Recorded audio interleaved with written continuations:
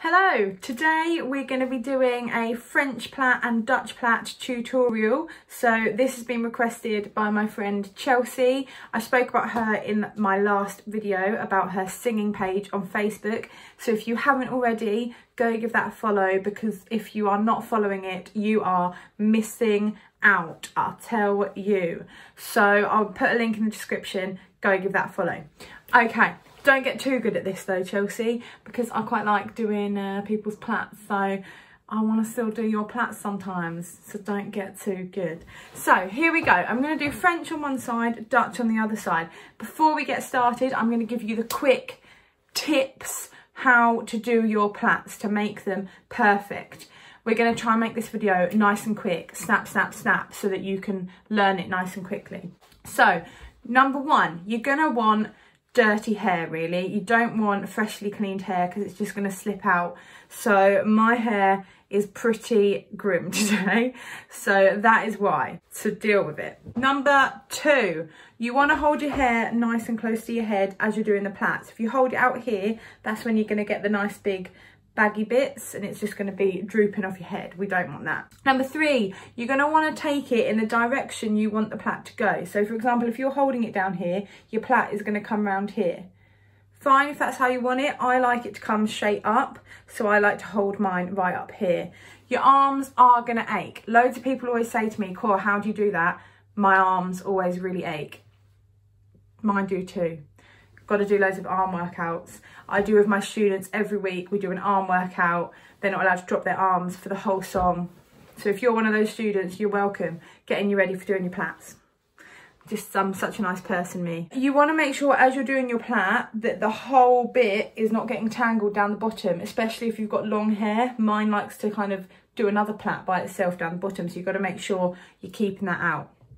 That's your kind of pointers. Now let's show you the techniques. I'm just going to have to take this out. As I said, it's pretty dirty today. It's not in the best way, but that's what we want.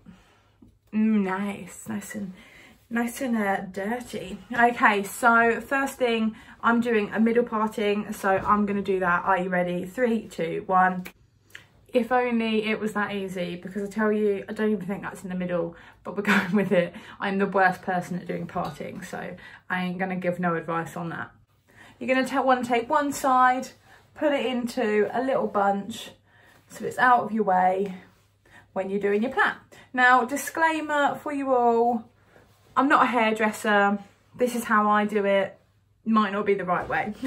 So, French plait first. We're going to do French plait on this side. We're taking one little bit. Now I take it from the corner. You could also take it all the way from the side and go back this way. This is my preferred way. So we're going for it. You're going to want to split into 3 pieces. Now this is the same whether you're doing French or Dutch. You want to take your one piece from the outside, bring it into the middle. It's going over the top of that piece of hair. And then you're going to come to this side. We're going over the top. Okay, now the way I do it is I've done 2 bits and now I'm going to start picking up. From now on, we always pick up a bit of hair. You only want a little bit and it's going to come up from the top here. It's going over into the middle like so. Other side, we're taking a bit of hair. Remember, always pick up a piece. And we're going over into the middle.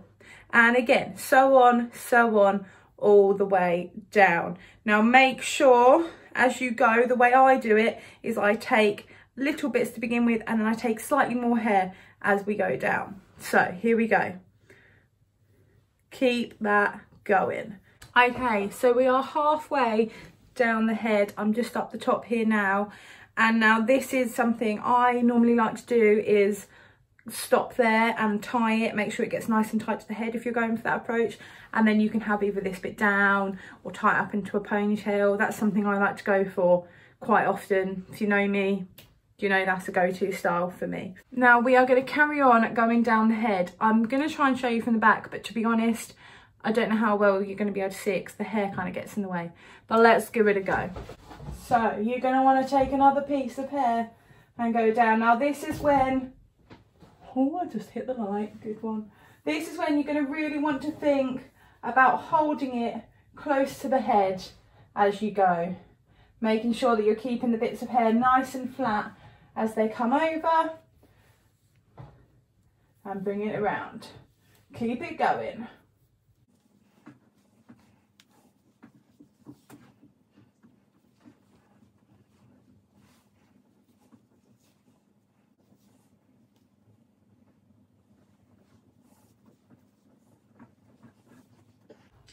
Now, as you get to these last few bits, this is when you're going to really want to think about holding it close to the head and pulling it nice and tight so that these last ones stay down. So you've got your last one on this side, bringing it over,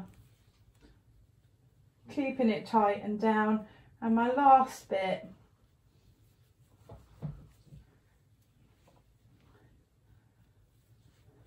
there we go. So I'm keeping it nice and low to the head, keeping it going down the back.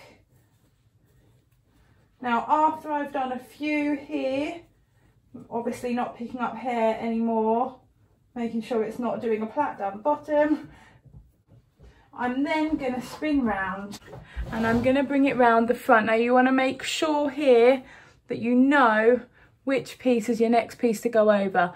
So this bit's my bit, and I'm carrying on going down. That's where it can get a bit confusing as you do the turn. I mean, it gets confusing for me anyway, at least. Good, and we're going to come all the way down the head. Now, I like to make my last piece of hair that I pick up, so before I start coming down like this, the bit that's closest to the middle of the head rather than being the outside, like I just did, so that it kind of seems to hold it in place a bit better rather than it's swinging round to the side of the head. There you go. So there's my plait. Now, I've got nice thin hair, as you can see. My plait's got nice and thin, so I use these nice little clear hair bands, but a normal hairband is fine, especially if you've got thicker hair, unlike me with my long thin hair. Put that around a few times. Ta-da. And then I just like to pull out the bits a bit to make it look a bit thicker. Obviously, if you've got thicker hair, you should probably not need to do that. But that is how I make mine look a tiny bit thicker. It's still very thin, as we can see though. And there we go. There is my French plait. So let me give you a shot. And there it is. Now, I've done that one really super speedy, so it may not be perfect if I'm honest, but there you go. Moving on to our Dutch plait. So it is going to be exactly the same. The only thing that is different is we're now going to go under rather than over. So we're going to take out our little piece again from the corner like I did before. I'm going to take my 3 and I'm going to go under and under like so.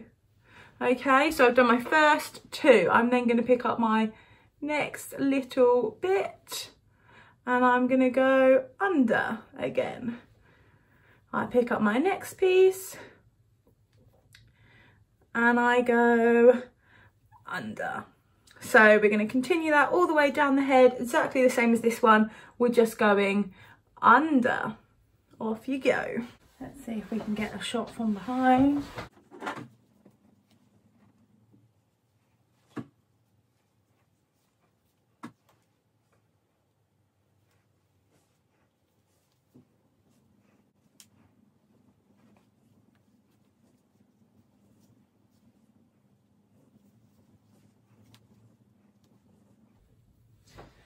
Right, and now we're getting to the bottom. Remember I said before we're going to do our last one on this side, making sure it's staying nice and tight to the head, like so. And then I like to make my final one be one coming from the middle of the head, pulling it nice and tight and bringing it down without picking up the hair now. Straight back, straight down, like so. And then I'm going to bring it round to the front and we continue down, making sure we know which one was next. My arms are aching and it's very hot under these lights. Whew. There we go. And then as you come to the bottom, you're going to want to make sure that it's at a similar height to the other side. So I reckon that's about it. To be honest, it doesn't really matter with mine because one of them's a Dutch and one of them's a French. So, but obviously if you're going to be going out in it or whatever, you want to kind of keep them at the same length. So you're just going to want to check that up against the other side. Oh, I've just realised I was going to keep my hair like this for the rest of the day and I can't really do that because I've got one Dutch plait and one French plait. That's annoying.